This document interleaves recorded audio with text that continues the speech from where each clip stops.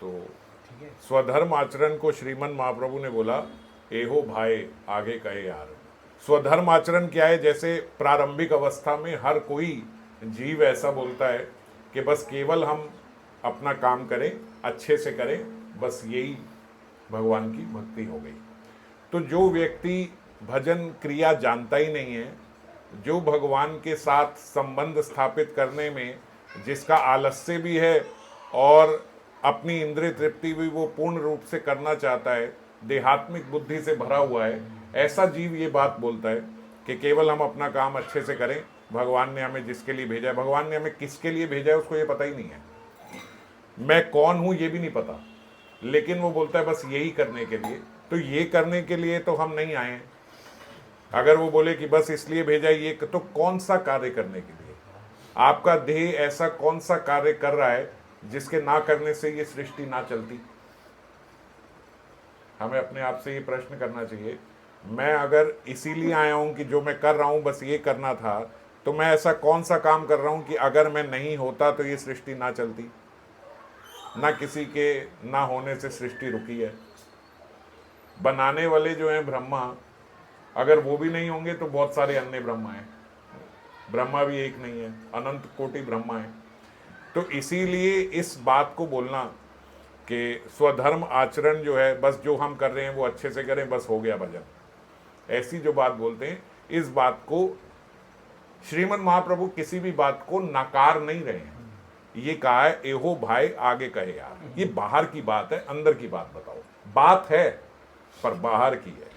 प्रारंभिक अवस्था में अगर कोई ये बात बोले, अच्छा ठीक है, अभी नया नया कोई समझने का प्रयास कर रहा है और वो व्यक्ति ये बात बोल रहा है, ठीक है, बाहर की बात है, अंदर की बात नहीं। ऐसा नहीं कहा कि एहो नाए आगे कहे यार।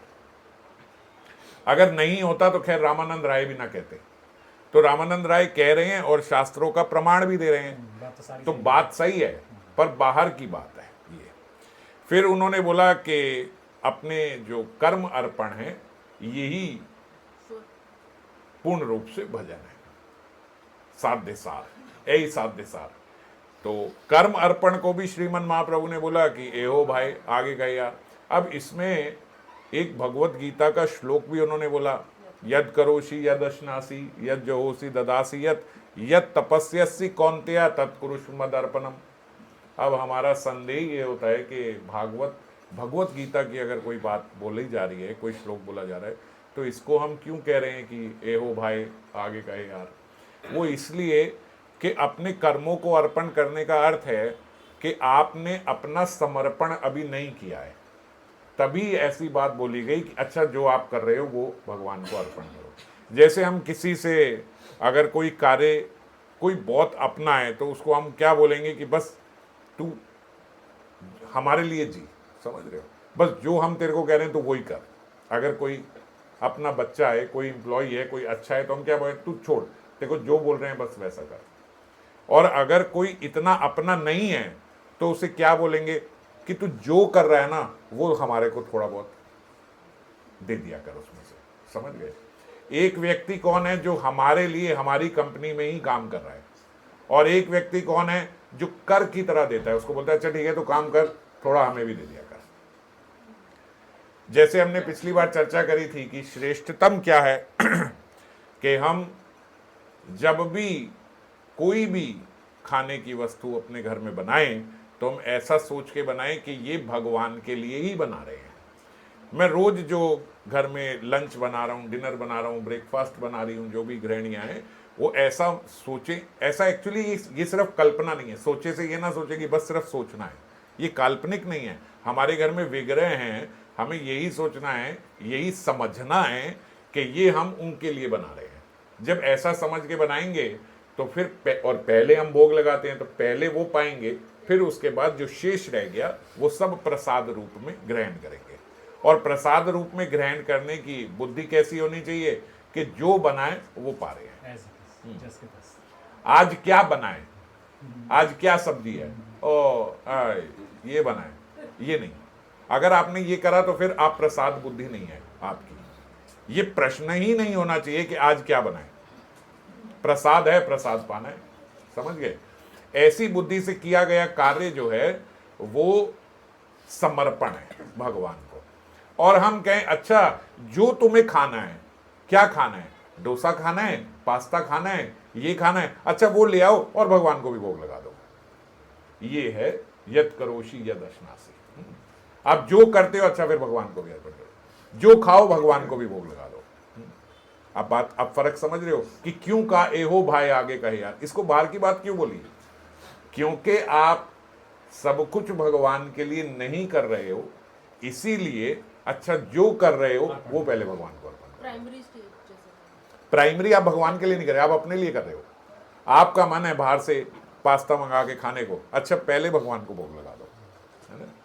और एक क्या है कि क्यों बन रहा है भगवान के लिए, ठाकुर जी के लिए, हमें नहीं पता, ना हम पूछना चाहते हैं। जो भक्त होते हैं, मैंने उनके घर में कईयों के देखा टाइम टेबल टाइप से बना हुआ है हफ्ते का, आज इस हफ्ते मंडे बनेगा, ट्यूसडे, वेडनेसडे, थर्सडे, फ्राइडे, क्योंकि जो बनाने वाली है वो सोचती है मेरे भी मन में ना आए कि आज ये मन कर रहा है मैं बना दूं। हम कहें अच्छा चलो हम नहीं बोलेंगे, पर जो बनाने वाली गृहिणी है वो तो ये सोच सकती है कि आज मेरा ये मन कर रहा है ये बनाऊं। तो वो अपने मन को भी हटाने के लिए वीक के शुरू में डिसाइड कर दिया मंडे को सुबह शाम ये बनेगा, ट्यूसडे ये बनेगा, वेडनेसडे, ताकि पूर्ण रूप से भगवान के लिए ही, बस आपके लिए ही बन रहा है, हमारे बीच में स्वाद ना लगे। ये श्रेष्ठतम बात है।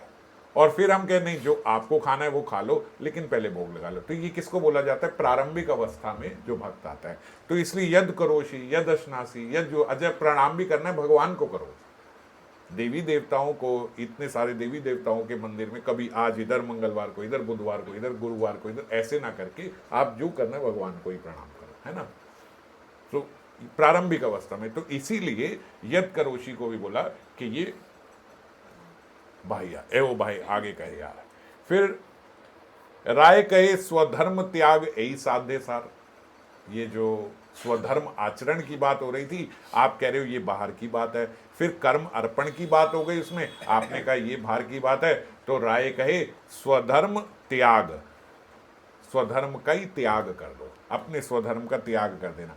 अब जो स्वधर्म का त्याग करना है, जैसे सर्वधर्मान परित्यज्य, तो ये भी हमने बात करी थी कि इसमें भी एक लालच छुपा है कि आप मेरे सर्व पापों का नाश कर दो। और दूसरा ये कि ऐसा नहीं है कि हर व्यक्ति सर्वधर्मान परित्यज्य केवल इसी लोभ से करता है कि मेरे भगवान सारे पापों का नाश कर देंगे। कहीं कहीं व्यक्ति ऐसे भी अपने जीवन में सारी चीज़ों का त्याग करके भजन करने जाते हैं, स्वधर्म त्याग करके भजन करने के लिए पूछते हैं। तो उनको क्यों बाहर का बोला गया? अभी तो हम एक श्लोक की चर्चा कर रहे हैं कि उन्होंने बोला कि सर्वधर्मान परित्यज्य माम एकम शरणम व्रजा अहम त्वाम सर्व पापे भ्यो मोक्षयिष्यामि मा शुचा। इसलिए किया, तो चलो ठीक है, ये इसलिए किया कि मैं आपके सारे पापों को मुक्त कर दूंगा, ये बाहर की बात है। पर कोई व्यक्ति बोले कि जैसे मान लीजिए अवंती ब्राह्मण है, अब अवंती ब्राह्मण ने भी तो स्वधर्म त्याग किया। अवंती ब्राह्मण को आके तो भगवान ने नहीं बोला कि मैं आपके सारे पाप खत्म कर दूंगा, है ना। उन्होंने तो भगवान को मानते हुए सारे अत्याचार भी लोगों के सहे, सब जो भी त्रिताप हैं वो सारे त्रिताप सहे और स्वधर्म त्याग किया। तो फिर ये बात क्यों बोली गई एहो भाई आगे का यार? क्योंकि स्वधर्म त्याग में भी एक देहात्म बुद्धि निहित छुपी हुई है।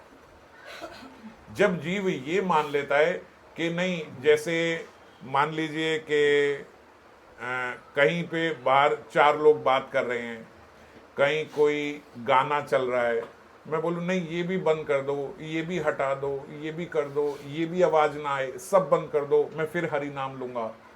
तो इसका मतलब क्या है कि मेरे अंदर कमजोरी है कि इन सब के साथ रहते हुए मैं भजन नहीं कर, मैं नाम नहीं ले पा रहा। ये मेरी कमजोरी है कि मैं ये सब करते हुए नहीं कर पा रहा, समझ रहे हो। तो जब हम ये कहते हैं कि सर्वधर्म त्याग, भाई ये भी कर हटा दो, ये सब हटा दो, ये सब, तो वो व्यक्ति ये मानता है कि हर स्थिति या परिस्थिति में भजन नहीं हो सकता। वो कहीं ना कहीं उन स्थिति और परिस्थिति से भाग रहा है, वो कहीं ना कहीं उस स्थिति परिस्थिति से बच रहा है, तो स्वधर्म त्याग हो रहा है। तो जो भक्त है वो किसी भी स्थिति में भजन करना जानता है, चाहे जो भी स्थिति हो, चाहे वो किसी भी वर्ण में हो, चाहे वो किसी भी आश्रम में हो, वो उसमें भक्ति करना जानता है, भक्ति करना सीखता है। तो क्या सर्वधर्म त्याग गलत है? नहीं, ये गलत भी नहीं है, ऐसा भी नहीं है कि ये खराब बात है। किसी ने किया, किसी ने किसी पर्पस के लिए किया, किसी ने कुछ करके, हो सकता है वो स्वधर्म त्याग करके धीरे धीरे, लेकिन ऐसा बोला जाता है कि जब भगवान से प्रीति बढ़ती है तो धीरे धीरे धीरे धीरे जिस मात्रा में भगवान से प्रीति बढ़ेगी उस मात्रा में इस जगत के प्रति ऑटोमेटिकली वैराग्य उत्पन्न हो जाएगा, चाहे वो किसी भी स्थिति में हो। समझ गए? चाहे वो किसी भी आश्रम में हो, चाहे वो गृहस्थ आश्रम में हो, चाहे वो ब्रह्मचारी हो, चाहे वो सन्यासी हो, चाहे किसी वर्ण, किसी आश्रम का हो, क्षत्रिय हो, ब्राह्मण हो, वैश्य हो, शूद्र हो, कहीं पे भी हो, जब उसकी भगवान से रति जुड़ेगी तो रति जुड़ते जुड़ते धीरे धीरे धीरे धीरे यहाँ पे उसके वैराग्य अपने आप उत्पन्न होता जाएगा और स्वधर्म त्याग हो जाएगा। तो स्वतः जो स्वधर्म त्याग होता है वो बाहर की बात नहीं है, पर स्वधर्म त्याग करना बाहर की बात है। बात समझ गए? एफर्टलेसली आप जिस वर्ण या जिस आश्रम में हो वहां वहीं रहते हुए भगवान का भजन करें, भगवान से प्रीति करें, तो धीरे धीरे धीरे धीरे वो प्रीति जुड़ती जाएगी और यहाँ वैराग्य उत्पन्न होता जाएगा और एक दिन स्वधर्म त्याग हो ही जाएगा। स्वधर्म त्याग करना नहीं पड़ेगा। समझ गए? तो करने वाली उस अवस्था को श्रेष्ठ बताया श्रीमद् भागवतम में, लेकिन स्वधर्म त्याग करना कि जैसे अभी मैं एकदम सब छोड़ के जा रहा हूं, मैं भजन करने सब बस ये कर रहा हूं, ये बाहर की बात है। इसीलिए रघुनाथ दास गोस्वामी पाद को जब वो एकदम छोड़ के आ रहे थे तो उस समय श्रीमन महाप्रभु ने अभी नहीं, अभी वहीं रहो। एक अवस्था ऐसी आएगी कि बस रुका ही नहीं जा रहा, फिर कुछ समझ ही नहीं आएगा कि क्या घर, क्या वो, क्या ये, बस ऐसा हो जाएगा कि वो है ही नहीं, वो मेरा है ही नहीं। समझ गए? जब ऐसी स्थिति मन में उत्पन्न हो जाए, बाहर से कुछ चेंज नहीं होगा, भीतर से परिवर्तन होगा। जब भीतर ऐसा परिवर्तन आ जाए तो स्वधर्म त्याग करने वाली बात जो है वो बाह्य बात है, होने वाली बात जो है वो श्रेष्ठ बात है। इसमें तो जी अर्जुन का एग्जांपल भी आएगा, जैसे कृष्ण के जाने के बाद उन्होंने फिर सब त्याग कर फिर वो भी चले गए थे, तो ऐसे ही है वो। पांचों चले गए थे। हाँ। पांचों तो वो तो पार्षद ही हैं। अर्जुन तो जितने वैसे भी, जैसे ये बोला कि सर्वधर्मान परित्यज्य मामेकम, तो ऐसा डाउट नहीं रखना चाहिए कि अर्जुन को भी ये बोल दिया कि अच्छा तेरे पापों से मुक्ति कर देता हूँ तो अर्जुन मान गया। अर्जुन एक प्रकार से हम सब जीवों का प्रतिनिधि है। तो जीव और भगवान के बीच की जो चर्चा है वो अर्जुन और कृष्ण के बीच की चर्चा है। युद्ध में भी भजन करते थे। तो हाँ, तो आठवें अध्याय में उन्होंने उनको कहा है कि अपना वहीं पे मन रखते हुए भजन करो। तो हम लोगों के लिए ये है कि जब इतने भीषण युग में उसको इस युद्ध में बोला गया कि आप अपना मन मेरे में रखो और भजन करते जाओ, तो संसार की कोई भी ऐसी अवस्था, कोई भी ऐसी परिस्थिति ऐसी भीषण नहीं आ सकती जैसी भीषण अर्जुन के सम्मुख थी।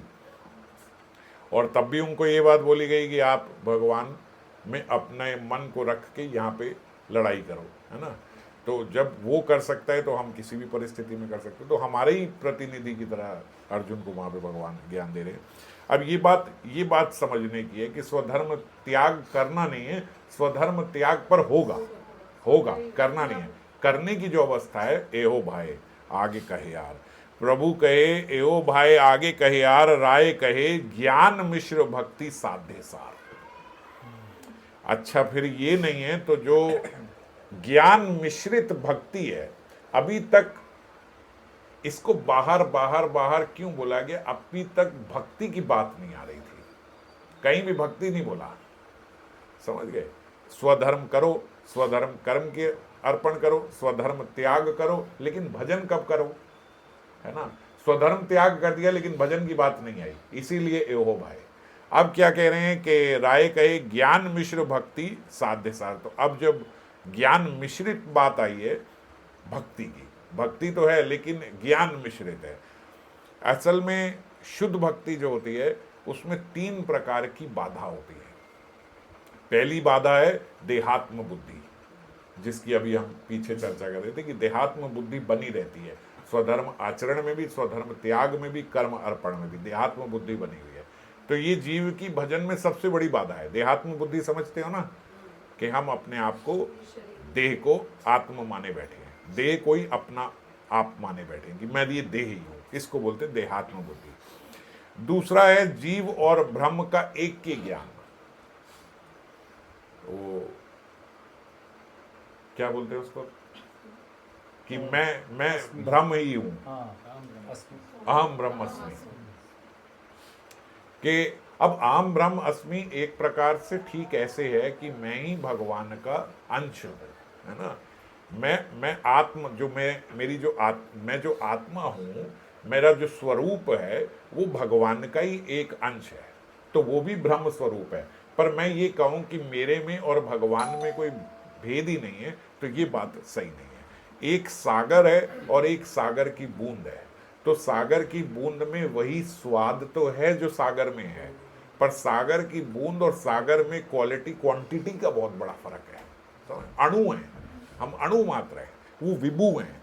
तो इसीलिए अहम ब्रह्म अस्मि जो ये कहे नहीं मेरे और भगवान में कोई भेद ही नहीं है, तो वो ये मानते हैं कि ये शरीर ये तो बस अभी है और इसके बाद हमने भगवान में ही मिल जाना है। ये बात गलत हो जाती है। इसीलिए अहम ब्रह्म अस्मि बोलने से वो बात बनती नहीं है, क्योंकि आपकी फिलॉसफी सारी गलत कि मैं भगवान ही हूँ, बस भगवान में ही मिल जाऊंगा। श्योर है, इतना श्योर नहीं है, क्योंकि आपने अपने आप को माना नहीं है। आप देहात्म बुद्धि से सारे कार्य करते हुए केवल अहम ब्रह्मस्मि बोलने से बात नहीं बनती, समझ गए। और तीसरा जो भक्ति में बाधा है वो है भगवान का ऐश्वर्य ज्ञान। भगवान का ऐश्वर्य ज्ञान भी आप सब समझते हो कि भगवान में भगवता रहे, भगवत बुद्धि रहे भगवान में, ये भी शुद्ध भक्ति में बाधा है। अगर शुद्ध भक्ति की बात करें तो उसमें ये बाधा है। भक्ति होती है भगवान को ऐश्वर्य रूप से देखने में भी, मानने में भी, उनका पूजन करने में भी, पर शुद्ध भक्ति जो है उसमें ये बाधा है। और तीन लोग जो हैं वो कर्मों का त्याग करते हैं, जो स्वधर्म त्याग की भी जैसे पहले बात हो रही थी। एक तो अज्ञेय लोग हैं, अज्ञानी, वो भी अपने कर्मों का त्याग कर देते हैं, वो अपने कर्म करते ही नहीं हैं, तो वो भी बोले भाई हमारा भी स्वधर्म त्याग हो गया है, हम भी नहीं मान रहे, हम भी अपने न वर्ण से काम कर रहे हैं न आश्रम से काम कर रहे हैं। तो वो स्वधर्म त्याग जो है वो अज्ञता है, अज्ञानता है। और दूसरा नास्तिक लोग, नास्तिक लोग भी कुछ नहीं मानते, वो भी ये करते हैं। और तीसरा जो जैसे मैंने बताया जो सर्व परित्यागी है, जो सब त्याग कर रहे हैं, जिन्हें ऐसा लगता है कि कर्म करते रहने पर शुद्ध भक्ति नहीं हो सकती, है ना, ऐसे भी लोग हैं। तो कर्म करते रहने पर शुद्ध भक्ति नहीं होती, ये बात भी पूर्ण रूप से सही नहीं है। हालांकि जहाँ जब रामानंद राय स्वधर्म त्याग की बात कर रहे हैं तो वो स्वधर्म त्याग में ये तीसरे प्रकार के लोगों की बात कर रहे हैं। वो अज्ञानता में छोड़ने वाले और नास्तिकता में छोड़ने वालों की तो बात नहीं कर रहे, वो सर्व परित्यागी की बात कर रहे हैं। फिर सर्व परित्यागी को इसीलिए अहंकार भी आ जाता है, क्योंकि देहात्म बुद्धि का नाश नहीं हुआ।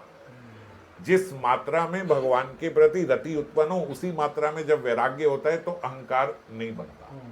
पर अगर कुछ परित्याग करके आए हो तो अहंकार बनने की बहुत आशंका रहती है, और हम वो अपने उस संसार को छोड़ के दूसरा संसार भी बसा लेता है जो उसे पता नहीं लगता। हम कह तो देते हैं कि हमने स्वधर्म त्याग कर दिया, घर छोड़ दिया, बच्चे छोड़ दिए, घर छोड़ दिया, प्रॉपर्टी छोड़ दी, और यहाँ पे आके हमने भाई ब्रज में तो घर होना ही चाहिए, वहाँ कुटिया बना ली, वहाँ फिर घर बना लिया, फिर ब्रज में दोस्ती यारी हो गई, फिर ब्रज में हमारे गुरु बन गए, फिर चेले बन गए, फिर उन चेलों से आसक्ति हो गई, फिर गुरुत्व से आसक्ति हो गई, फिर आश्रम बन गया एक दिन, तो वो यहाँ पे वही संसार फिर बन गया। तो समझ गए, इसीलिए स्वधर्म त्याग को बाहर की बात कही गई, और उसके आगे उन्होंने बोला कि ज्ञान मिश्रित भक्ति। ये दादी आपने बताया भी था ना, त्याग होता है कोई करता है और वैराग्य आता है। हाँ, त्याग और वैराग्य में यही भेद है। और ये त्याग है, ये त्याग है, ये त्याग है। तो ज्ञान के भी, अब जब ज्ञान मिश्रित भक्ति कर रहे हैं तो ज्ञान के भी 3 अंग हैं। तो पहला अंग है ज्ञान का तत्पदार्थ ज्ञान। तत्पदार्थ ज्ञान होता है जो भगवत तत्व का ज्ञान, भगवान कौन है, समझ गए, ये भगवान के तत्व का जो ज्ञान है इसको तत्पदार्थ बोलते हैं। फिर एक होता है त्वम पदार्थ ज्ञान। त्वम पदार्थ ज्ञान होता है जीव के अपने स्वरूप का ज्ञान। दोनों चीजें होनी जरूरी, पहले भगवान का स्वरूप और फिर अपना जीव का स्वरूप। तो तत्पदार्थ और त्वम पदार्थ, और तीसरा होता है जीव ब्रह्म का एक के ज्ञान, ये भी ज्ञान है। जीव और ब्रह्म एक है, ये भी ज्ञान है। सायुज्य मुक्ति जो है ये भी ज्ञान का ही स्वरूप है। तो ये ज्ञान असल में जो सायुज्य मुक्ति है वो भी बोलते हैं सायुज्य मुक्ति तो है, तो मुक्ति तक भी जीव जो है वो ज्ञानी जीव है, वो है तो ज्ञानी, लेकिन भक्ति का सहारा लेके वो सायुज्य मुक्ति तक जाता है। उसको बोलते ज्ञान मिश्रित भक्ति। समझ गए कि ज्ञान है ज्ञानी, पर भक्ति का उसने सहारा लिया अपनी मुक्ति तक पहुंचने के लिए। और जो भक्त होता है वो है तो भक्त, वो थोड़े ज्ञान का सहारा लेता है भगवान के और करीब जाने के लिए। भगवान, समझ गए, जो वो भगवत तत्व को जानने का प्रयास करता है, जीव तत्व को जानने का प्रयास करता है ठीक रूप से भजन करने के लिए। तो पहले जो दो ज्ञान है वो दो ज्ञान ज्ञानियों के लिए नहीं है, वो दो ज्ञान भक्ति में भी होते हैं। इसीलिए जब हम ये कहेंगे कि ज्ञान मिश्रित भक्ति, तो वो पहले दो ज्ञान की, तत्पदार्थ ज्ञान और त्वम पदार्थ ज्ञान की बात नहीं कर रहे, क्योंकि उसको सिर्फ भक्ति भी बोला जा सकता है। वो दो ज्ञान तो भक्ति में भी है, मगर जब हम बोलते ज्ञान मिश्रित भक्ति, तो बोलते ज्ञान मिश्रित भक्ति में वो सायुज्य मुक्ति जो भगवान और जीव का ऐक्य भाव है, वो ऐक्य भाव उसमें बीच में आ जाता है। संबंध स्थापित करने के लिए ज्ञान का, जैसे कि भी मेरा भगवान से क्या संबंध है, उसके हिसाब से वो ये त्वम पदार्थ है, तत्पदार्थ और त्वम पदार्थ। तत्पदार्थ भगवान का ज्ञान, त्वम पदार्थ जीव का ज्ञान। तो ये वाले जो दो ज्ञान हैं, ये भक्तों के भीतर भी थोड़ी जिज्ञासा के कारण ऐसे होते हैं। लेकिन जब बोलेंगे नहीं ये तो ज्ञान मिश्रित भक्ति करता है, ऐसे भक्त को हम ये नहीं कहेंगे ज्ञान मिश्रित भक्ति, ऐसे भक्त को भक्ति कहा जाएगा अगर वो भक्ति कर रहा है। पर अगर वो इसके बाद ज्ञान मार्ग में ही आगे चल रहा है, जैसे ज्ञान मिश्रित भक्ति में बड़ा ऐसे भी बोला जाता है, भाई कई लोग ऐसे हैं कि नाम कम करें पर शास्त्र पढ़े जा रहे हैं, ये भी पढ़ लिया, वो उस धर्म में क्या शास्त्र है वो भी पढ़ लिया, वो उसकी भी पढ़ ली, इसकी भी पढ़ ली, तो वो क्या वो एकदम बढ़िया प्रचारक तो बन जाते हैं पर भक्त नहीं बन पाते हैं। जैसे श्रीमन महाप्रभु के साथ भी वो आए, क्या नाम था उनका, शास्त्रार्थ करने के लिए जो आए, केशव भारती, केशव कश्मीरी। तो केशव कश्मीरी उनके पास जो है, अब क्या शास्त्रों का ज्ञान उन्हें नहीं है, सारे शास्त्रों का ज्ञान है, पर शास्त्रों के ज्ञान से शास्त्रार्थ करे जा रहे हैं, और शास्त्रार्थ करके ये लिखवा के बड़ा आनंद आता है कि ये मेरे से हार गया, ये पूरा प्रदेश के ब्राह्मण मेरे से हार गए, ये सारे मेरे से हार गए। ये भक्ति तो नहीं है, इसको बोला जाता है ज्ञान मिश्रित भक्ति। अब आप कहो भक्त, अरे जो भक्त ने पढ़ा है वो उन्होंने सब पढ़ा है। कबीरदास जी के पास भी आए थे पद्मनाभ जी, अब पद्मनाभ जी आए, सब पढ़ के सबको, वाराणसी में भी, काशी बोला जाता है, काशी तो गढ़ था, मगर काशी में भी किसी की हिम्मत नहीं थी कि जाके पद्मनाभ जी से शास्त्रार्थ कर ले, इतने ज्ञानी हो गए। और करा किन से फिर? कबीरदास जी से। कबीरदास जी कौन? जो एकदम अंगूठा छाप, जिन्होंने आज तक कभी शास्त्र पढ़ेंगे क्या, उन्हें पढ़ना लिखना आता ही नहीं, और उनसे हार गए। तो इसीलिए ज्ञान मिश्रित भक्ति जो है वो श्रेष्ठतम नहीं है, उससे व्यक्ति ज्ञानी तो बन जाता है।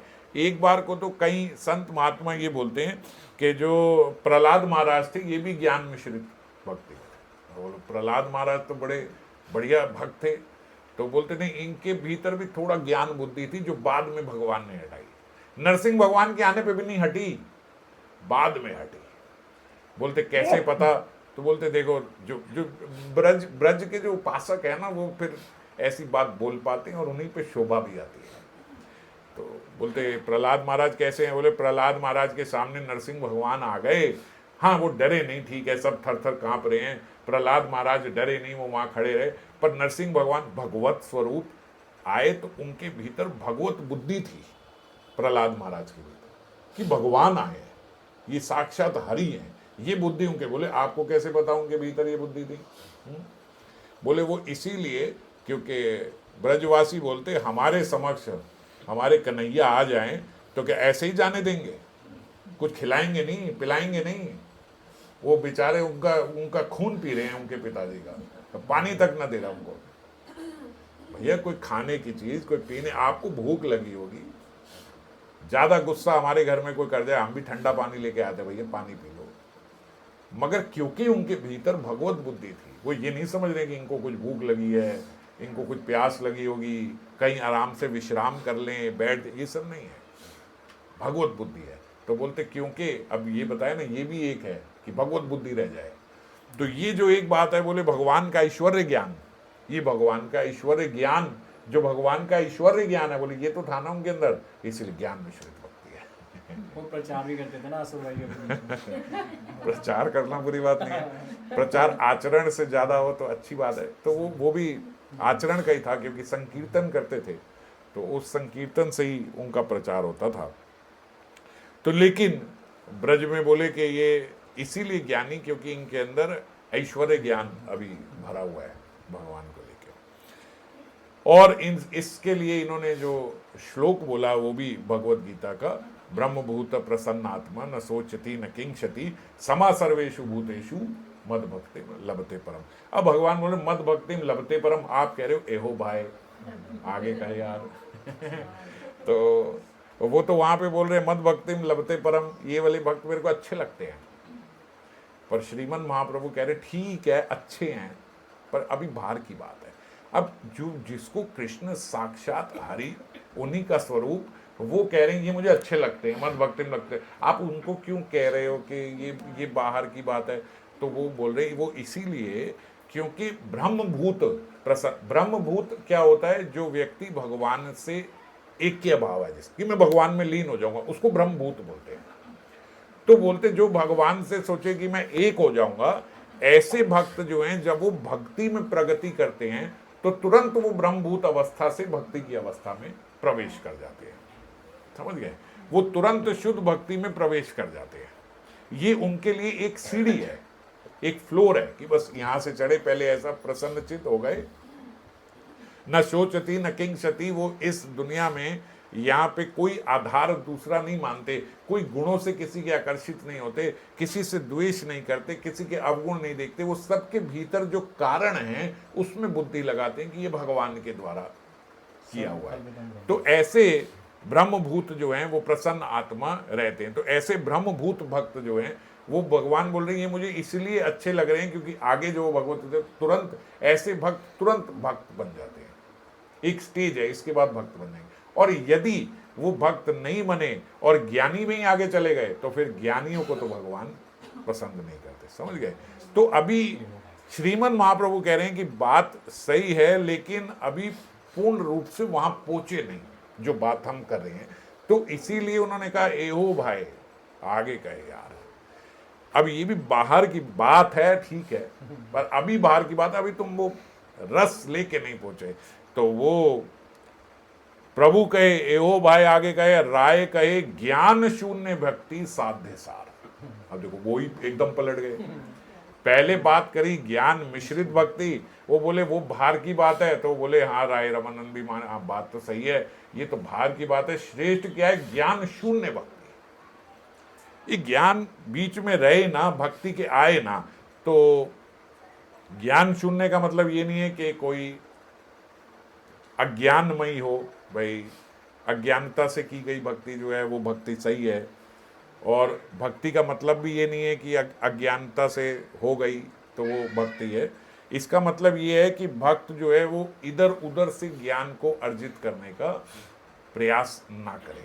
समझ गए? जैसे हमारे छठ गोस्वामियों ने भी अधिकतर बहुत अधिक शास्त्र पढ़ने के लिए मना किया, बहुत ज़्यादा अध्ययन करने का मना किया, ये भी पढ़ लूँ, ये भी पढ़ लूँ, ये भी पढ़ लूँ, ये सब इतना नहीं, जितना हमारे लिए जो उपयुक्त, जो गुरु साधु और गोस्वामियों द्वारा जो दिए गए शास्त्र हैं वो इतने हैं कि अगर हम आजीवन उनको पढ़ते रहें तो भी शायद पूरे ना पढ़ पाए। एक साधारण भक्त भी पूरे नहीं पढ़ पाएगा, इतने हैं।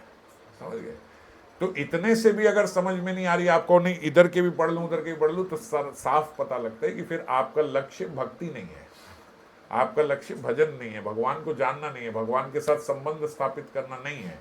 अगर भगवान के साथ संबंध स्थापित करना ही है तो भगवत गीता भागवतम सब पढ़ चुके हो, उसके बाद प्रेम भक्ति चंद्रिका पढ़ ली और राधा रस सुधानिधि पढ़ ली तो बस होगी बात। और चैतन्य चरितामृत पे तो हम सुन ही रहे हैं, श्रीमन महाप्रभु की कृपा से उनकी लीला तो जान ही रहे हैं चैतन्य भागवत चैतन्य चरितामृत से। अब उसके बाद शेष क्या रह गया? प्रेम भक्ति चंद्रिका समझ लें और उसके बाद राधा रस सुधानिधि, भाई यही तो करना है। और क्या पढ़े।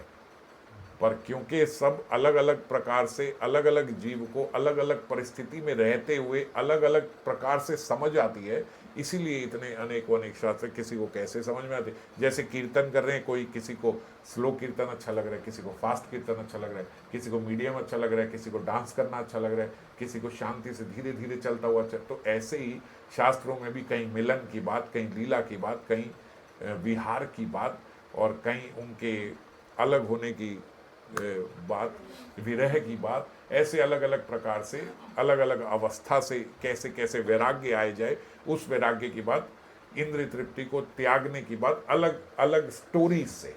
जैसे श्रीमद् भागवतम में 70% जो श्लोक हैं वो इसी पे हैं कि हम अपनी इंद्रिय तृप्ति ना करें, समझ गए। लेकिन अलग अलग स्टोरीज से समझाया गया कि पता नहीं जीव को कब कौन सी अवस्था उसको अपने से मिलती हुई लगे और वो उससे समझ जाए। पर अत्यधिक शास्त्रों का जो करना है तो वो भी बोलते, वो एकदम फिर ज्ञान मार्गी हो गया, वो ज्ञान में जाने का प्रयास कर रहे, भक्त की बात नहीं है। तो तीनों अंग जो तत्पदार्थ, त्वम पदार्थ और एक के ज्ञान जो है, ये एक प्रकार से शुद्ध भक्ति में थोड़ा थोड़ा विघ्न ही डालते हैं। हम समझ गए भगवान क्या है, हम समझ गए जीव क्या है। अब अगर अभी मैं जीव तत्व पे चर्चा करने का थोड़ा भी प्रयास करूंगा तो आप सब सो जाओगे। भगवत तत्व पे प्रयास करेंगे बात करने का तो सो जाओगे, बड़ा, क्योंकि बड़ा शुष्क ज्ञान है कि उस पे क्या। अरे जो भक्त होता है वो बोलता है स्वरूप की चर्चा करो भगवान के, उनकी लीला की चर्चा करो, थोड़ा रस है वो अभी श्रीमद् भागवतम में एक चैप्टर है, मैं एग्जैक्ट उसका नंबर भूल गया, दूसरे स्कंद में। तो आप वो पढ़ोगे तो पक्का से कह सकता हूँ पूरा पढ़ भी नहीं पाओगे, उबासी आनी शुरू हो जाएगी आपको एकदम भगवत तत्व का, कि वो पुरुष कौन है, वो कहाँ से निकले, वो पहले विष्णु बने, वो ये हुआ वो हुआ। ऐसा चैतन्य चरितामृत में भी है एक, वो भागवतम के आधार से ही उसमें बताया हुआ है। तो वो नित्यानंद प्रभु के का शीर्षक ही उसका, उस चैप्टर का शीर्षक नित्यानंद प्रभु का वो बता रहे हैं। तो नित्यानंद प्रभु का तत्व बताने के लिए परम पुरुष ये वो विष्णु यहाँ कहाँ पहुँच गए, वो ऐसे लगता है नित्यानंद प्रभु ना, मैं जानता हूँ ये नित्यानंद प्रभु। तो वो उतने तत्वों में जाके कि वो शेष कैसे हुए, शेष उनका कौन सा अवतार है, ये कौन सा अवतार है, गर्भोदक्षाई विष्णु, ये वाले विष्णु, वो सब हमारे निताई है ना, हमारे गौर निताई हम जानते हैं। तो ये प्रेम की बात है, जब बड़े सारे तत्व। एक्चुअली क्या है कि एक ऐश्वर्य ज्ञान शुरुआत के लिए जरूरी है, क्योंकि आप साधारण ना समझ लो तो समझ में आए कि ये है, और फिर उसके साथ जब प्रेम का संबंध हो जाता है तो फिर जब उस ऐश्वर्य की बात वापस की जाती है तो वो अच्छी नहीं लगती। अब मत बताओ, असल में प्रेम हुआ ही ऐश्वर्य की वजह से है, ये बात भी सही है।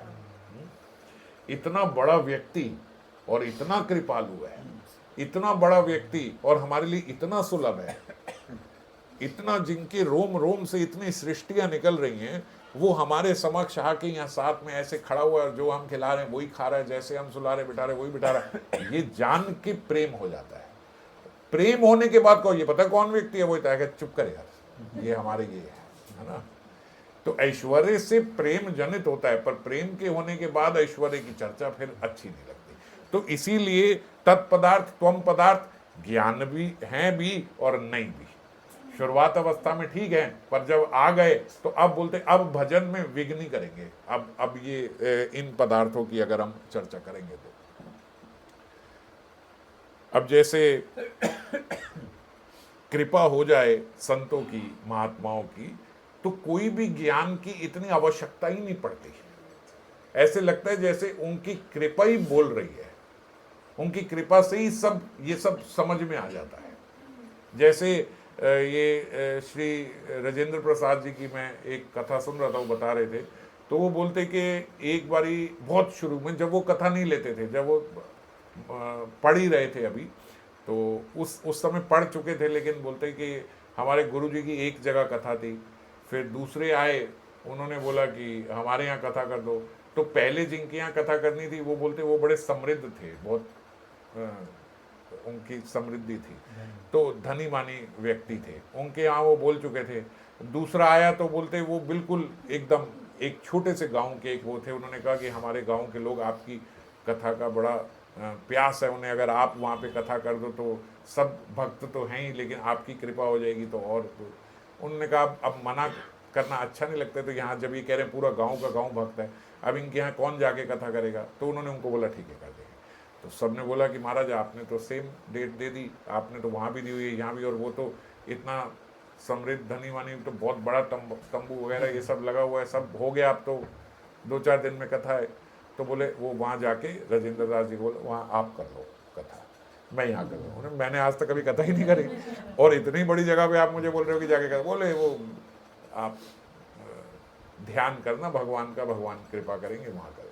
वो बोलते जब उनकी अपनी बताई बात है कि जब बैठे व्यास आसन पे तो बोलते मंगलाचरण भी नहीं बोला जा रहा था क्योंकि घबरा गए कि इतनी बड़ी जगह, और वो बोलते तब तक उस समय तक मैंने पूरी भागवतम भी नहीं पढ़ी थी, भागवत कथा लेने गए भागवतम पढ़ी नहीं है पूरी, पर और गुरुजी को भी बोला गुरुजी मैंने तो पूरी भागवतम भी ठीक से नहीं पढ़ी, तो बोले कथा तो सुनी है ना, तो जो सुनी है वो सुना देना। अब वो बोलते मेरे से मंगलाचरण भी नहीं हुआ, फिर गुरु ध्यान किया, उनसे आशीर्वाद मांगा और उसके बाद से लेके आज तक वो चल ही रही है कथा, और वो भी बड़े अच्छे से ले। तो कैसे ले पाए, ऐसे कई कई उदाहरण है, कई हम पिछली अभी 1-2 क्लास पहले भी बाई चांस यही चर्चा करेंगे। हाँ, तो उन्होंने दान कूटते थे और श्लोक पूरा करा, और भी कई ऐसे भक्त माला में भरे हुए हैं, ऐसे कितने संत महात्मा हैं। हाँ, तो उनको जबकि कोई ज्ञान कहीं से अर्जित नहीं किया, पर भगवत कृपा से ही सर्व ज्ञान उनके भीतर ही आ गया, क्योंकि भक्ति से, सेवा से, सेवा भक्ति का ही, मान लो भक्ति एक सिम्टम है, अगर व्यक्ति सेवा कर रहा है तो वो सेवा आई उसके अंदर भक्ति से है, समझ गए। सेवा एक सिम्टम है, अगर वो सेवा कर पा रहा है तो मानी भक्ति है, समझ गए। हाँ, तो भक्ति कैसे दिखती है, उसके सेवा भाव से दिखती है। भक्ति कैसे दिखती है, उसके चरित्र से दिखती है, समझ गए। तो अगर कोई सेवा कर पा रहा है तो वो भक्ति के कारण ही कर पा रहा है, और पूर्ण रूप से अगर बिना किसी अपेक्षा के सेवा हो पा रही, तो बिना अपेक्षा के जो सेवा कर रहे हैं उन भक्तों को ये सब ज्ञान वैसे ही आ जाता है, ये सब अर्जित करने की जरूरत नहीं है, समझ गए। तो इसीलिए ये ज्ञान अर्जित करने को एक प्रकार से बाधा बोला गया। अब जैसे सूत गोस्वामी जो हैं, उन्होंने श्रीमद् भागवतम सुनी थी शुकदेव गोस्वामी से। शुकदेव गोस्वामी ने अपने पिता व्यासदेव से सुनी थी। व्यासदेव जब शुकदेव गोस्वामी सुना रहे थे परीक्षित महाराज को, तो वहाँ सूत गोस्वामी भी थे। तो रोमहर्षण जो हैं, वो सूत गोस्वामी को बोलते रोमहर्षण, उन्होंने सुनी परीक्षित महाराज से, तो आगे जाके वो शौनक आदि ऋषियों को सुना रहे थे। तो शौनक आदि ऋषियों को जब वो सुना रहे थे तो बोल रहे वहाँ बलराम जी आए, रोमहर्षण जी जब बैठ के कथा सुना रहे थे, और सारे शौनक आदि ऋषि जो हैं, बलराम जी साक्षात आ गए, भाई आप भागवतम सुना रहे हो, भागवतम में तो मुख्य रूप से 10वां स्कंद है, और उसमें भी उनके बलराम जी साक्षात इष्ट आपके सामने आ गए। तो जो रोमहर्षण है वो वहीं बैठे रहे, वो खड़े नहीं हुए। और जबकि जब कोई बड़ा आए तो आदर से हमें खड़ा होना ही चाहिए, होना ही चाहिए। उससे हम लोगों का भजन जो है वो भी बहुत पुष्ट होता है, स्ट्रेंथ मिलती है। ऐसा बोला गया है शास्त्रों में कि अगर आपसे बड़ा कोई आए, गुरुजन आए, बड़े भी आए, कोई भी आए, तो उनके आदर में खड़े होने से उनकी जो शक्ति है, उनका जो बल है वो कम नहीं होगा, उनका बल हमें प्राप्त होता है। उनका आदर सम्मान करने से वही बल हमें भी प्राप्त होता है।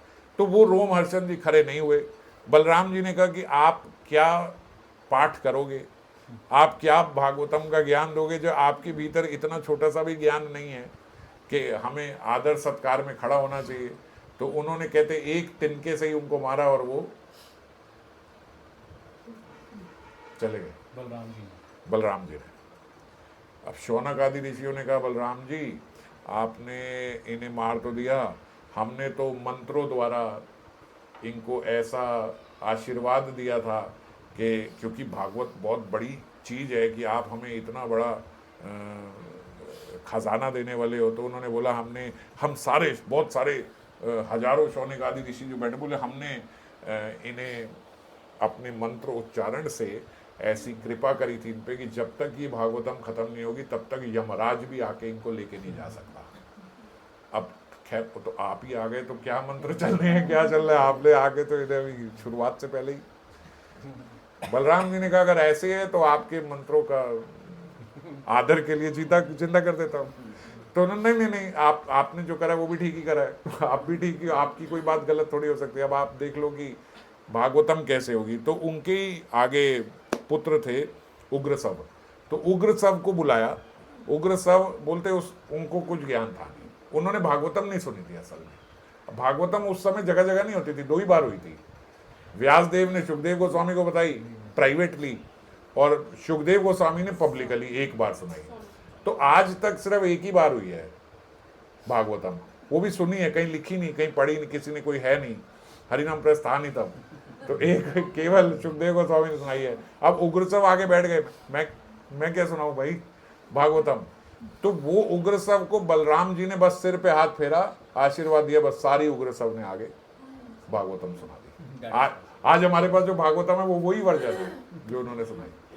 तो श्रीधर स्वामी टीका लिखी है ना, तो श्लोकों पे, तो जो श्लोक बोले वो उग्रसव ने आके सब। तो अब कैसे मिल गई ये क्या ज्ञान अर्जन किया, क्या ज्ञान की आवश्यकता रही? कुछ नहीं, केवल भजन से, कृपा मात्र से जितना उपयुक्त ज्ञान जीव को। इसका मतलब ये नहीं जो हमें गुरु प्रदत्त शास्त्र हैं जो गोस्वामियों ने दिया हम ना पढ़ा, चल चलो अब क्या रीडिंग करनी है, हमने बता ही दिया आज उस कोटि का भजन होना चाहिए। उस कोटि को, भजन को बनाने के लिए हम लोग जितना अध्ययन करें, समझ रहे हो, वो जरूरी है। और अध्ययन को इसीलिए करें कि हमारे भजन में वृद्धि हो, केवल नियम के लिए नहीं, केवल ये नहीं आप मुझे भी पता है उसके कौन से श्लोक में, इसलिए नहीं, अपने भजन की वृद्धि के। अगर कोई शर्म की बात नहीं है कि मुझे, हमें याद नहीं है कि वो नंबर क्या है श्लोक का, कोई जरूरत नहीं। आपको श्लोक याद है ना, क्या लिखा है ये याद है ना, अगर वो एग्जैक्ट शब्द भी याद नहीं है तो इसमें कोई शर्म की बात नहीं है। क्या अरे वो नंबर, तो क्या हुआ, नंबर याद करने से थोड़े भजन बनता है? क्या बात बोली गई वो दिमाग में बैठ गई ना। हो सकता है आपको संस्कृत के वो शब्द भी याद ना आए, बात समझ में आई, अगर वो बात समझ में आई तो ठीक है, समझ गए। तो किस लिए हमें शास्त्र पढ़ने हैं? इसलिए विद्वता दिखाने के लिए नहीं कि हम यहाँ बैठे हैं तो हमें सब, मुझे पता है इस नंबर पे ये वाला श्लोक, इसलिए नहीं, इसलिए कि वो बात हम समझ के अपने भजन की वृद्धि, इसको बोला जाता है शुद्ध भक्ति, इसको बोला जाता है ज्ञान शून्य भक्ति। भगवान किसी ज्ञान से थोड़े प्राप्त हो रहे हैं। और इस युग में तो खासकर के श्रीमन महाप्रभु जो हैं वो हरि नाम संकीर्तन से ही प्रेम दे रहे हैं। हरि नाम संकीर्तन में और भगवान में कोई भेद नहीं है आपको। वहां तो बलराम जी आ गए, आशीर्वाद दे दिया, उनको सारा ज्ञान हो गया। हम लोगों को कैसे समझ में आएगी? नाम संकीर्तन से, नाम जप से। श्रीमन गोलोकेरा प्रेम धन हरि नाम संकीर्तन, वो दे गए कि ये नाम जब तक लेते रहोगे, इस नाम की कृपा से सारा ज्ञान प्राप्त हो जाएगा, जितना उपयुक्त ज्ञान चाहिए, समझ गए, नाम की कृपा से। क्या उनको किसी को नाम जप करने से कितने कितने संत महात्मा रहे, आज तक शास्त्र कोई नहीं पढ़ा, केवल नाम। कबीरदास जी को कहां से सब प्राप्त हुआ? केवल नाम से, केवल नाम से। और इतनी विद्वता, जो इतनी सारी बैलगाड़ियों में इतने सारे शास्त्र लेके घूम रहा है, उसको सारे शास्त्रों में कबीर जी के सिंपल प्रश्न का जवाब नहीं है उसके पास। क्या प्रश्न है कि भैया तुम ये पढ़ के सीखे हो कि सीख के पढ़े हो? इतनी विद्वता जो तुम दिखा रहे हो, ये पढ़ के समझ में आई है या समझ के पढ़ी थी? अब पद्मनाभ जी कंफ्यूज हो गए, क्या जवाब दूं मैं इसका? पढ़ के मैंने समझा है कि समझ के पढ़ा है? कंफ्यूज, जवाब ही नहीं है उनके पास। अब ये पूछने वाला कौन है? जिसने कुछ नहीं पढ़ा, और फिर उसके बाद वो इतने पढ़े लिखे ने, वो उनसे कबीरदास जी से दीक्षा ली, नाम दीक्षा ली। तो सर्वोपरि क्या हुआ? नाम हुआ, जिस नाम की कृपा से। अब गणिका एक वेश्या थी, और कोई ऐसा अधर्म कार्य नहीं है उसने ना किया हो।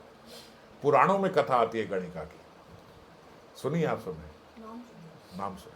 तो गणिका जो है, ये जैसे एक बार जैसे टोली संतों की जा रही थी, जैसे अजामिल के साथ हुआ था, वैसा ही केस है। तो टोली संतों की जा रही थी, बीच में कुछ बदमाश बच्चे खेल रहे थे, उनको पूछा भैया ये कोई वैष्णव का घर होगा ये जहाँ प्रसाद पा सके? और वो अच्छा वैश्य का घर पूछ रहे, उन्होंने कहा गणिका का, गणिका। वो कह रहे कोई वैष्णव का घर होगा, वो मन में कह रहे वैश्य का पूछ रहे, उन्होंने गणिका का बता दिया, ये गणिका के घर चले जाओ, ये यहाँ प्रसाद पाओ। अब वो जब संतों की महात्माओं की टोली वहाँ पहुँची तो वो बाहर आई, तो वेशभूषा से ही पता लग गया। पूछा तो उन्होंने कहा नहीं नहीं नहीं, हम तो यहाँ प्रसाद नहीं पाएंगे, हम तो। अरे गणिका ने कहा आप आए हो तो महाराज ऐसे तो नहीं आए हो, ऐसे तो नहीं होता इतने सारे संत महात्मा मेरे आंगन में आ जाएं, कोई तो भगवान की विशेष कृपा रही होगी, कोई तो उपचार बता जाओ कि मेरा कल्याण कैसे होगा, आप तो संत महात्मा हो, उदार चित्त हो, मेरे उद्धार का कोई तो रास्ता होगा। तो उसके आंगन में एक तोता था, जो गणिका बोल रही थी तोता भी पीछे पीछे रिपीट कर रहा था। उन्होंने बोला इस तोते को राम राम बोलना सिखा दो, और उन्होंने गणिका ने बस इतने से हो जाएगा? बोले हाँ इतने से हो जाएगा, ये तोते को सिखा दो कि राम राम बोला करे। अब वो गणिका जो है अपने जीवन में जब भी तोता को तोता राम बोलो राम बोलो राम बोलो राम बोलो तोता को बोलती रही। कुछ समय बाद गणिका का अंत समय आया। अंत समय में सारे पाप सामने आ गए कि ये मैंने किए हैं। उस ऐसा ही होता है अंत समय में, जो हमने अपने जीवन में किया है वो सारे दृश्य सामने आने लगते हैं कि ये किया। तो पापी व्यक्ति के सामने सारे पाप आने लगते हैं, तो वो पाप के कारण गणिका से उस समय नाम नहीं लिया गया। जब यमदूत आ गए, सब आ गए, तो सब पाप कार्य आ गए। उस समय बोलते जो वो तोता था, वो तोते को बोलती थी राम बोलो राम बोलो, तो अब नहीं बोल रही है, तो तोता बोल रहा है गणिका राम बोलो राम बोलो राम बोलो। और जैसे ही उसने बोला राम, उसको स्मृति आई, ओ उसने राम बोला, और बोलते राम बोलते ही सारे जो यमदूत थे वो भाग गए, विष्णु दूत आए और गणिका का उद्धार हो गया, लिबरेट हो गई। तो उद्धार कैसे हुआ? केवल वही संतों की बस एक कृपा कि राम बोलो। हम जैसे हो तो बोले भाई तोते के सिखाने से होता है, भाग गए ना, कुछ नहीं करना था उन्होंने, हमारे पे थोड़ी कृपा करेंगे। ऐसे करके रोना शुरू कर दें, बहाना ढूंढ लेते हैं हम, भैया क्या रोने। अब महात्मा आ गए, कृपा कर गए, सब कर, अब आप एक्सेप्ट ही नहीं कर रहे तो वो क्या करे? सामने वाला आके आपको धन दे के जा, हाँ, हमें धन दे के जा रहे हैं, पता है हमें कौन सा धन होना है, हमें नहीं लेके जा रहे। अब वो क्या करे? कुछ कर सकते हैं? तो जिसका स्वभाव रोने का है उस पर भगवान कृपा करना भी चाहे तो क्या करे? इसीलिए बोलते हैं कि कोई व्यक्ति प्रारब्ध से दुखी रहता है, कोई व्यक्ति उसके कोई नक्षत्रों से दुखी रहता है, उनका उपचार हो सकता है। प्रारब्ध एक समय के बाद तो खत्म होंगे, नक्षत्र बिगड़ गए हैं, आज नहीं महीने भर साल भर कितने साल के बाद तो खत्म होंगे। पर जो स्वभाव से दुखी है उसका क्या होगा? वो उसका कुछ नहीं हो सकता। नक्षत्रों वाला और प्रारब्ध वाला तो ठीक हो जाएगा, स्वभाव वाले का ठीक होना थोड़ा मुश्किल है। तो गणिका का केवल उद्धार इसीलिए कि उसने जो संतों ने बोला उस पर पूर्ण श्रद्धा। भाई कितना मिलन हुआ संतों से, कितनी कुछ क्षणों का लव मात्र साधु संग सर्व सिद्धि होए, इसीलिए बोला जाता है। बस थोड़ा सा जो बता गए उसी को जीवन का आधार मान लिया कि यही है। जो शुद्ध भक्त होते हैं ना, वो भगवान की माया जानते नहीं है माया क्या है। हम जैसे जी माया इतनी प्रबल है ना, माया इतनी प्रबल है, माया ना भगवान की माया, भगवान। वो शुद्ध भक्त बोलते माया क्या होती है? मार्कंडे ऋषि बोल रहे भगवान को, भगवान मिल गए, भगवान आ गए सामने, दर्शन दे रहे हैं। मार्कंडे ऋषि अपनी माया के दर्शन कराओ भगवान। हम जीवन भर लगे हुए भगवान अपनी माया से बचा लो, माया हटा लो। जो मार्कंडे ऋषि है वो कह रहे भगवान माया के भी तो दर्शन कराओ, क्या होती है ये माया? भगवान अच्छा। मार्कंडे ऋषि जैसे ही भगवान निकले ऐसा लग रहा है इतनी तेज तूफान आ गया, समुद्र में उफान आ गया। वो मार्कंडे ऋषि जहाँ बैठे हैं वो सारा तूफान जो है वो पानी मार्कंडे ऋषि को ले गया। वो बेचारे थपेरे खा रहे हैं, इधर बड़ी बड़ी जो लहरें हैं समुद्र की वो आ रही हैं। मार्कंडे ऋषि सांस नहीं लिया जा रहा, उखड़ रहे हैं चल भर के, हे हरि कहाँ हो, कहाँ मर गए हम, कैसे डूब गए हम, हरि कहाँ हो कहाँ हो कहाँ हो कहते कहते सामने देखा इतनी बाढ़ तूफान आ रहा है, और वहां पे भगवान जो है एक पत्ते पे लेटे हुए और अपना पैर का अंगूठा चूस रहे हैं शांति से। अब इतने उफान में दिखे कि इतना छोटा सा बच्चा शांति से, ओ हरी, शांति पड़ी आपको देख के, हम तो घबरा गए भैया, ये क्या हो गया, क्या हो गया, क्या हो गया। जैसे ही थोड़ा हाथ पैर मार के हरि के पास गए, उन्होंने मुख खोला, उनके मुख के अंदर घुस गए, मुख के अंदर घुस गए। वहां उससे बड़ा तूफान, कई वर्षों सालों तक तूफान तूफान तूफान ऐसे निकल रहे। प्रार्थना करी, हरि बचा लो बचा लो, ये क्या कर दिया, क्या हो गया, ये कहाँ गिर गए। उसके बाद फिर जब आंख खोली तो देखा वहीं बैठे हैं जहाँ बैठे थे, कुछ हुआ ही, समुद्र वही लहरें आके जा रही, वो तट पे बैठे। ऐसी सुदामा ने भी एक बारी भगवान को बोला था। सुदामा जी ने भगवान जा रहे थे यमुना स्नान करने को। सुदामा जी ने कहा भगवान एक बारी अपनी माया तो दिखाओ कि माया क्या होती है। भगवान ने कहा पहले स्नान कर लेते हैं फिर दिखाते थे। स्नान करा, डुबकी लगाई। जैसे ही उन्होंने डुबकी लगाई, डुबकी लगाते ही ऐसे देखा कि इतना बड़ा साम्राज्य, और मैं वहां पे पहुंच गया हूँ, सुदामा जी। अब वो वहां पे पहुंच गए। वहां पहुंचने के बाद वहां का जो राजा था, वो राजा का बहुत बड़ा महल, उन्होंने बड़े आदर सम्मान के साथ सुदामा जी को बुलाया। अब सुदामा जी का तो, जहाँ सुदामा जी जैसे थे वहां तो कौन आदर सम्मान करता था सुदामा जी का। अब वो देखिए इतना बड़ा राजा, इतना बड़ा साम्राज्य, और मेरा इतना सम्मान कर रहा है, बुला रहा है, मेरे पैर धो रहा है, सब ये सब कर रहा है, वो कर रहा है। उसके बाद देखा कि बड़ी सुंदर उसकी राजकुमारी आई, देख के चकित हो गई, इतना इतना सौंदर्य, इतनी आभा निकल रही है इस राजकुमारी में से। और राजा कह रहा है ये राजकुमारी आपके लिए ही है, आप इससे विवाह करो। सुदामा जी, मेरे से विवाह करो। विवाह हो गया सुदामा जी का, उससे विवाह हो गया। कुछ वर्ष, बहुत से वर्ष इकट्ठे बीते बीवी के साथ। सारा देख, मैं जल्दी में बता रहा हूं, ये सारे वर्ष देख रहे हैं, रह रहे हैं, सब कर रहे हैं, सब उसके साथ रह रहे हैं। उसके बाद वो मर गई। वो मर गई तो बड़े विकल हो गए कि इतनी अच्छी बीवी थी, सब था, मर गई, अब कैसे रहेंगे। उन्होंने बोला कोई बात नहीं, जैसे एक नियम था ना पहले के, जो सती होती थी उसको जला दिया जाता था, साथ में वो अपने पति के अंक में वहीं बैठ के साथ में जल जाती थी। तो उस राज्य में उन्होंने बोला हमारे यहाँ उल्टा है, हमारे यहाँ तो जब पत्नी अगर मर जाए तो पति को साथ में उसके बैठना पड़ेगा। बोले नहीं नहीं, अरे नहीं कैसे नहीं, बैठना पड़ेगा। वो बोले अरे नहीं नहीं नहीं, आप तो इतना विदाई में थे कि मैं इसके बिना कैसे रहूंगा, रहने की जरूरत भी नहीं है, बैठो। जबरदस्ती उनको वहां बिठा दिया गया। जैसे ही आग लगाने को तो विकलता से ऊपर उठे, यमुना से बाहर आए। भगवान ने कहा क्या हुआ, तो लगाए गए। बोले क्या बात कर रहे हो, यही था, वो तो इतने वर्ष बीत गए मेरी। वो ये माया थी। ये माया है। अब हम जो ये इतना बड़ा जीवन जी रहे हैं, ये क्या है। जैसे हम कहते हैं ना, भगवान की एक श्वास है, एक श्वास बाहर निकाली तो अनंत ब्रह्मांड निकल गए। एक श्वास अंदर करी, अनंत ब्रह्मांड खत्म हो गए। एक ब्रह्मांड का मतलब एक ब्रह्मा की आयु, समझ गए। एक ब्रह्मा की आयु मैं आपको बता ही चुका हूं, 43,20,000 साल ब्रह्मा जी के 12 घंटे होते हैं। हमारे 43,20,000 साल ब्रह्मा जी के 12 घंटे हैं। ऐसे ब्रह्मा जी 100 साल जीते हैं, और वो 100 साल के ब्रह्मा भगवान की एक श्वास है। वो इतने में राजकुमारी से विवाह हो गया, ये हो गया, वहां राजकुमारी मर गई, उनको जलाने, इतने में तो अभी यहाँ डुबकी लेके ऊपर आए, क्या हुआ, समझ गए। आप इतना जो सोच रहे हो, ये होगा, वो होगा, ऐसा होगा, वैसा, वहां एक सांस अभी पूरी नहीं हुई। सांस छोड़ो, सांस भी तो ब्रह्मा की यही आयु में सांस पूरी होनी है, समझ गए। ये माया है जो हम इसको सत्य मान रहे हैं। ये माया, ये कुछ भी नहीं है, लव मात्र भी नहीं है। क्षण तो बहुत दूर की बात है, लव मात्र भी नहीं है जो हम हैं उसके। ये केवल माया रचित देह से हमें लग रहा है कि यही सब कुछ है। आप समझ गए, ये माया है, कुछ भी नहीं है, कुछ भी नहीं है। वो ये भजन से बस, ये हरि नाम है, भगवान का जो नाम है, ये क्या है, यही भगवान को बचाया।